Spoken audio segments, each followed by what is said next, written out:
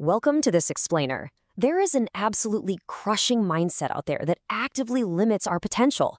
It's this invisible barrier known as poverty thinking.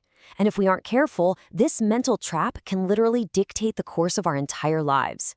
But to conquer it, we've got to understand exactly how it works first. Let's dive right in. Now, right off the bat, it is absolutely crucial to understand that poverty thinking isn't just about your bank balance. Not at all. It's actually a mental state. It's a mindset that actively impoverishes us by taking things away. Specifically, it diminishes our possibilities and just completely narrows our vision. It acts exactly like a pair of blinders, making the world seem way more limited than it actually is. So, where does this come from? Well, this limiting mindset usually takes root really early on, right in childhood. We constantly hear that things are too expensive, or we internalize these strict social class differences. And over time, this conditions us to feel like, well, wage slaves. We get totally convinced that we can never, say, own a home just through our own hard work. But the damage doesn't stop at our wallets. It actually expands into intellectual stagnation and eventually spiritual emptiness.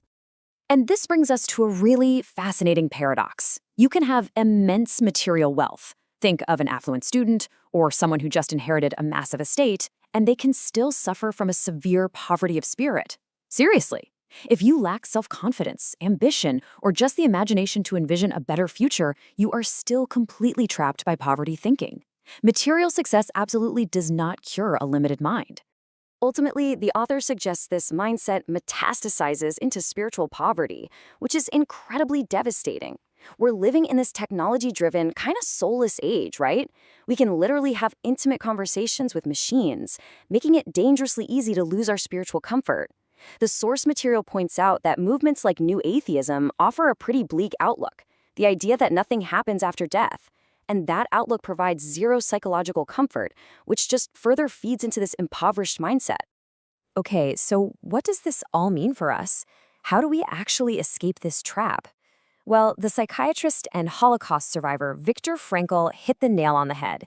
He said, "Everything can be taken from a man, but the last of the human freedoms to choose one's attitude in any given set of circumstances." That is absolutely crucial. No matter your financial or societal limits, you always retain the power to choose how you view your world. So here is a clear 3-step path to break free, straight from the source material. Step 1, seek meaning.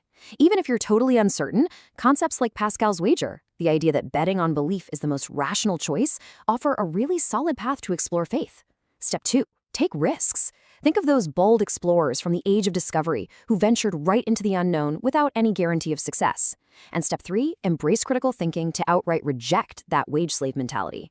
True wealth absolutely starts with what you believe is possible.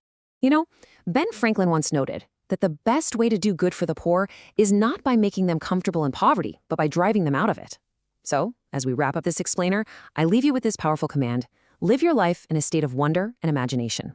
Look for that magic every single day. So, here's my challenge to you right now.